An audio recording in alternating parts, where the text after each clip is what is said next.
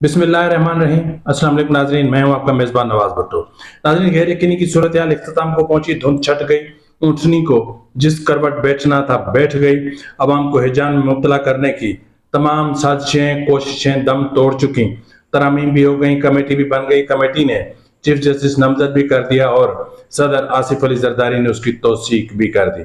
Justice याया आफरीदी नए chief justice तैनात हो चुके हैं, जो 26 अक्टूबर से अपने ओहदे का या अपने मनसब का हलफ उठाएंगे 3 साल के लिए।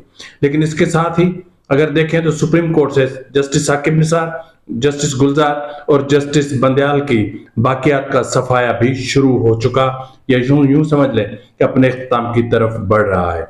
लाहौरी ग्रुप का क्या सिलसिला रहा, किस तरह और कब तक सुप्रीम कोर्ट पर काबिज रहने की कोशिश कर सकते थे या कर रहे थे, और ये कब तक सिलसिले चलते, ये इंतहाई अहम बात है। अब यहाँ सवाल ये है कि क्या सीनियर जजेस जूनियर के मातहत काम करेंगे?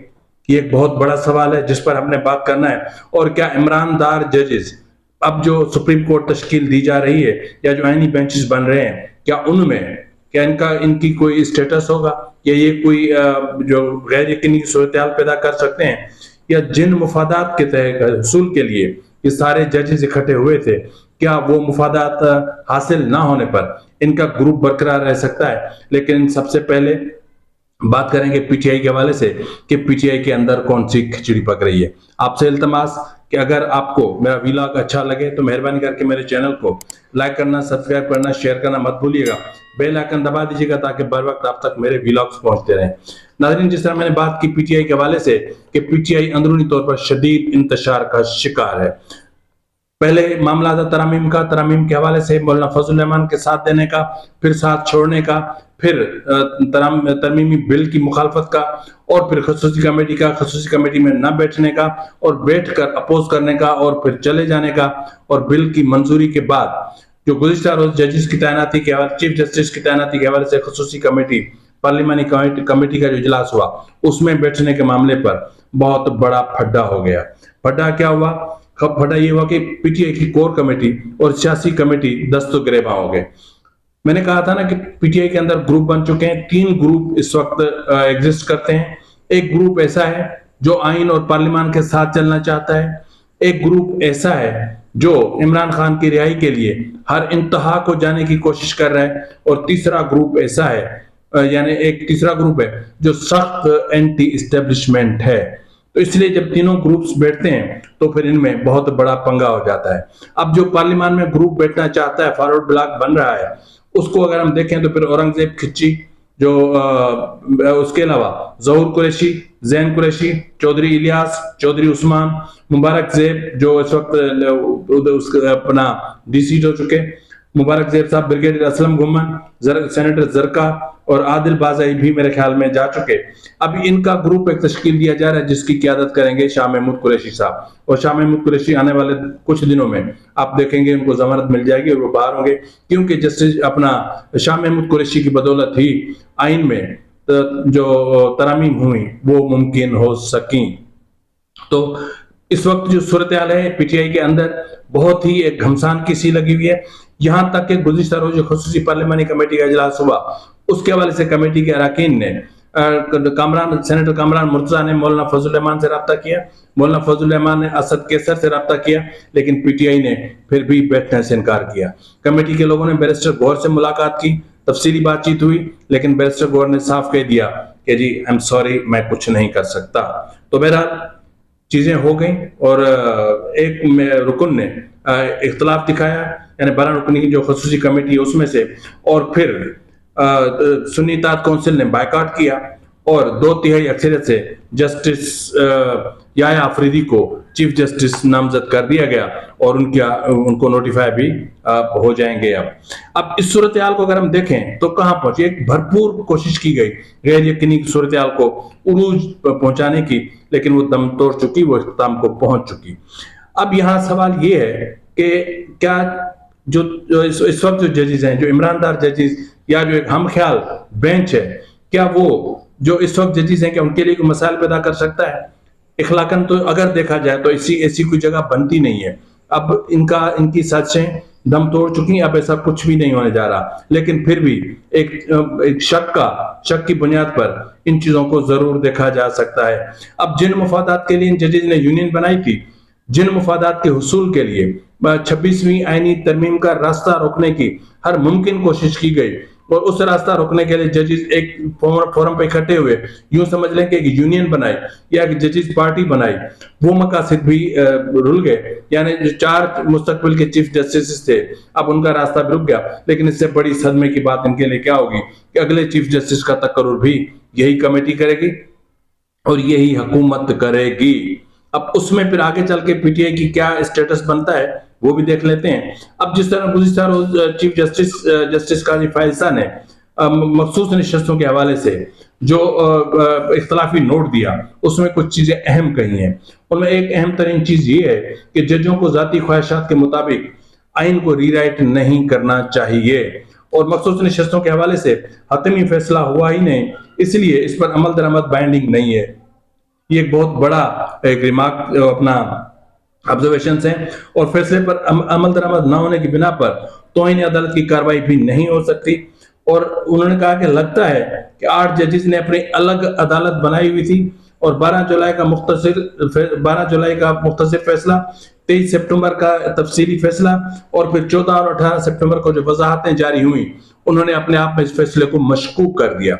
जी नाज़रीन, जस्टिस अमीनुद्दीन खान और चीफ जस्टिस काजी फायजा के इख्तलाफी नोट सामने है और ये गुज़िश्ता रोज सामने है, लेकिन मतलब इन इख्तलाफी नोट्स ने बाकायदा खोल कर रख दिया कि समातें हुई कहाँ, किसको नोटिस जारी हुए, किसको बुलाया गया, किससे बात हुई, कहाँ हेयरिंग हुई, कोई पता नहीं है, लेकिन फिर भी हो गई। तो बहरहाल अब हम बात कर, जिस तरह मैंने कहा कि सुप्रीम कोर्ट में जस्टिस काजी फायजा जा रहे हैं, और जस्टिस याया अफरीदी जो है वो चीफ जस्टिस तैनात हो चुके, उनको नोटिफाई किया जा रहा है। जब तक ये विलाग आप तक पहुंचेगा वो भी नोटिफाई हो चुका होगा। लेकिन मसला ये है कि ये जो सीनियर जजेस हैं, 2 जस्टिस मंसूर अली शाह और जस्टिस मुनीब अख्तर, इनका मुस्तकबिल क्या होगा? यकीनन इनका मुस्तकबिल अंधेरा है, क्योंकि इस वक्त अगर देखें तो ये दोनों जजेस जिन्होंने आइन को रीराइट करने की कोशिश की, और जस्टिस मुनीब तो इंतहाओं को पहुंचे।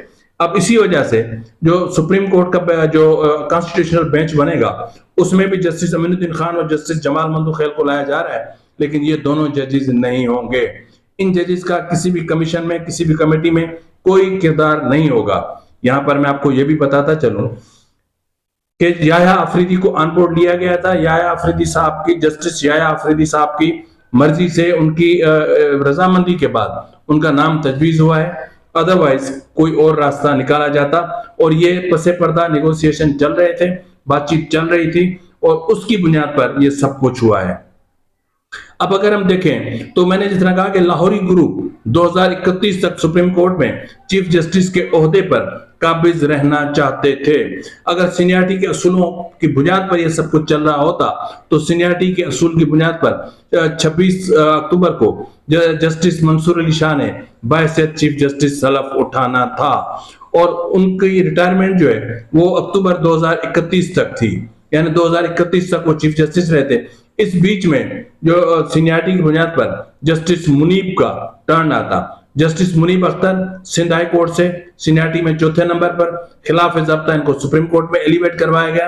और उसके बाद यानी ये जो जस्टिस मुनीब है, ये एक नवाज शरीफ काबीना के वजीर कानून थे, खालिद अनवर साहब उनके दामाद और उनके भतीजे कहे जाते हैं। और इन्होंने जस्टिस याया अफरीदी का नाम सीनियरिटी लिस्ट में आने से रोकने के लिए सिर्फ 1 महीने का खेल खेला। यानी जस्टिस याया अफरीदी को जो है वो मेरे ख्याल में मई में जस्टिस मुनीब अख्तर को लाया गया, और जून में जस्टिस याया को लाया गया, ताकि सीनियरिटी में 1 महीने का फर्क आए। अब इस बीच में जस्टिस याया अपना मुनीब भी रिटायर, माफ कीजिएगा थोड़ा सा गला खराब है, तो जस्टिस मुनीब भी रिटायर्ड हो जाएंगे। तो उसके बाद जस्टिस मंसूर अली शाह ने 2031 तक चीफ जस्टिस रहना था। अब इस सूरत हाल को देखें तो अब क्या बचेगा? अब इनके पास कुछ भी नहीं बचा। अब यह है कि क्या इन सीनियर जजेस को, क्या जूनियर चीफ जस्टिस के मातहत ये काम कर सकते हैं? बहुत मुश्किल काम है ना कि जूनियर चीफ जस्टिस बन जाए और सीनियर जजेस उसके अंडर में काम करें। अब यहाँ पर सिर्फ एक तरीका है, रास्ता है, वो ये है कि या तो ये जजेस मुस्ताफी हो जाएं या फिर जस्टिस याया अफरीदी को बाहैसियत चीफ जस्टिस एक्सेप्ट कर लें और उनके तश्कील दिए जाने वाले बेंचेस में जाके बैठें और अपना काम करें और अपने मुद्दत पर रिटायर हो जाएं। लेकिन अगर ऐसा नहीं करते तो फिर यकीनन इनके पास जो है वो मुस्ताफी होने के अलावा और कोई रास्ता नहीं बचता। ये भी जरा कह रहे हैं कि जस्टिस मंसूर अली शाह और जस्टिस मुनीब की मार्फत पीटीआई इनसे राब्ते में है और पीटीआई इन पर दबाव डाल रही है कि आप मुस्ताफी हो जाएं, ताकि आप मुस्ताफी होंगे तो ही जो वकीलों की तरफ से तहरीक चलाने या मुहिम चलाने की कोशिश की जा रही है वो तहरीक कामयाब हो सकती है। यानी इनके इस्तीफा की सूरत में ही ये तहरीक चल सकती है। और इस हवाले से अपना सीनियर वकील और पीटीआई रहनुमा हामिद खान ने गुज़िश्ता रोज कहा कि हमें यकीन है कि जस्टिस याया अफरीदी को ये पेशकश कबूल नहीं करनी चाहिए थी, नहीं चाहिए, हमें यकीन है शायद वो नहीं करेंगे, और अगर कबूल की तो फिर कौम और वकला उन्हें माफ नहीं करेंगे। ये फैक्ट है कि पीटीआई अपना सब कुछ खो चुकी, पीटीआई अपने लिए सारे दरवाजे बंद कर चुकी, पीटीआई के लिए सुप्रीम कोर्ट का दरवाजा भी बंद होता दिखाई दे रहा है। अब जो भी कुछ सुप्रीम कोर्ट में होगा वो मेरिट पे होगा। जी नाज़रीन, मेरिट पे होगा, मेरिट पे इनके केसेस आएंगे, मेरिट पे इनके केसेस सुने जाएंगे। तो अगर मेरिट पे आते हैं तो फिर इनके पास कुछ नहीं बचता, क्योंकि जिस तरह मैंने गुज़िश्ता रोज कहा था कि जस्टिस मंसूर अली शाह एक तरफ एस्टेब्लिशमेंट को यकीन दहानी करा रहे थे कि वो 25 अक्टूबर के बाद कोई मुहिम जोई नहीं करेंगे हुकूमत के खिलाफ, तो दूसरी तरफ पीटीआई को भी यकीन दहानी करा रहे थे कि हम आपके साथ हैं, मरहलावार इमरान खान के केसेस हम खत्म कर देंगे। और फिर मौलाना फजलुर रहमान को यकीन दहानी कराई जा रही थी कि हम आपके साथ हैं, आप जो चाहें करें, हम आपका साथ देंगे और जो भी होगा हम आपके साथ हैं, हम कोई मुहिम जोई नहीं करेंगे, हम हुकूमत को नहीं बिल्डोज नहीं करेंगे, पार्लियामान को बिल्डोज नहीं करेंगे।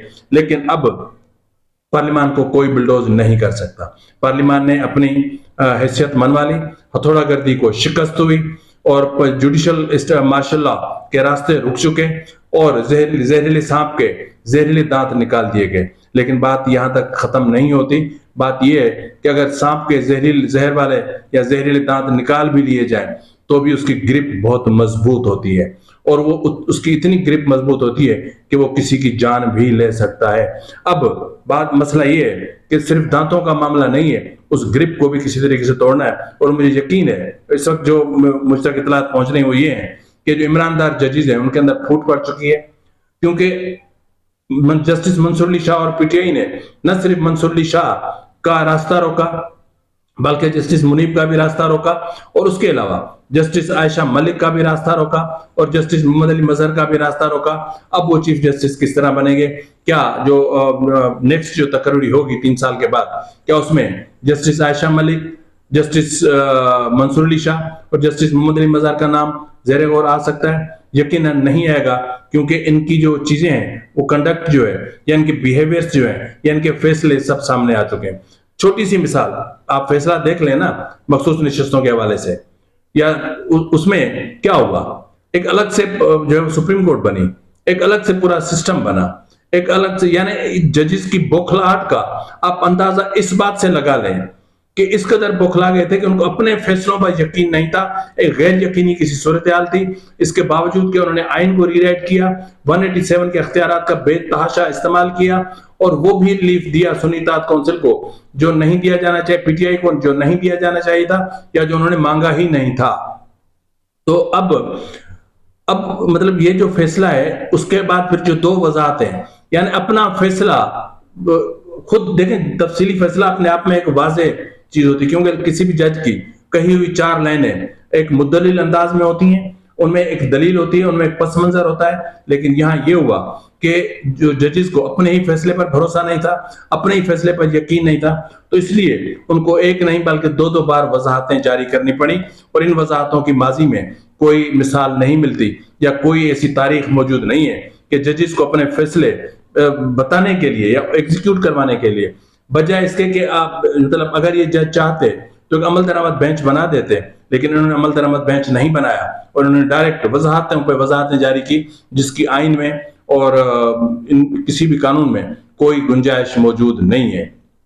तो बहरहाल सुप्रीम कोर्ट से साकिब निसार, जस्टिस गुलजार और जस्टिस उमरता बंदयाल रिटायर्ड्स माफियाओं के जो बाकियात हैं उनकी सफाई शुरू हो चुकी है और कुछ अपनी मौत आप मरेंगे, कुछ खुद यहाँ से चले जाएंगे। यानी अब जो सुप्रीम कोर्ट बन रही है, एक ऐसी सिस्टम सुप्रीम कोर्ट बनने जा रही है जिसमें अवाम की सुनी जाएगी, लोगों की सुनी जाएगी, क्योंकि जो तरमीम का जो नेक्स्ट बंच आ रहा है उसमें यही चीजें होंगी कि अदालतों को बाउंड किया जाएगा कि वो किस केस की कितनी मुद्दत में समाप्त करेंगे और उसकी रफ्तार क्या होगी और केसेस की जो स्पीड है वो किस तरह होगी। तो इस हवाले से बहुत सारी चीजें वाज़ेह हो चुकी, बहुत सारी चीजें वाज़ेह होने जा रही हैं, लेकिन यहाँ पर एक बात जाते जाते बताना जरूरी समझता हूँ कि वजीर आला खैबर पख्तूनख्वा अली अमीन गंडापुर ने बाज़ाब्ता तौर पर इस्लामाबाद पर एक और चढ़ाई की दावा की है, ऐलान की है। वो चढ़ाई क्या है और अली अमीन गंडापुर क्या कह रहे हैं, आप ये वीडियो सुने और मुझे इजाजत दें। फी अमानिल्लाह। दफा जो प्लान हो रहा है और जो प्लान मैं कर रहा हूँ इंशाल्लाह, तो पाकिस्तान के हर कोने से, आज़ाद कश्मीर से और गिलगित बल्तिस्तान से, हर जगह से लोग निकलेंगे और जहां तक वो पहुंच सकते हैं, जितना भी वो मुकाबला करके जहां तक आगे आ सकते हैं वो आते जाएंगे, और जहां पर भी रुकावट ऐसी होगी कि नहीं टूट सकती उसका वो मुकाबला करते रहेंगे, पीछे से और लोग आते रहेंगे। इंशाल्लाह पूरे पाकिस्तान को हम ब्लॉक करेंगे। अगर हमारे जायज मुतालबे इमरान खान को रिहा ना किया गया, अगर हमारा मैंडेट हमें वापस ना किया गया, तो हम उसके बाद एक फाइनल कॉल जो होगी हमारी, वो कहते हैं ना कि फाइनल कॉल का मतलब ये है डू और डाई, आर या पार होगा फिर, और आर या पार में इंशाल्लाह पूरा मुल्क बंद होगा। और हमारे अवाम में जज्बा भी है, हमारी अवाम बहादुर भी है, और इंशाल्लाह हमारी अवाम जो है पूरे पाकिस्तान से आकर इंशाल्लाह ये टारगेट अचीव करेगी, और इंशाल्लाह हम इस हुकूमत का तख्ता उलटने तक फिर तहरीक जारी रखेंगे।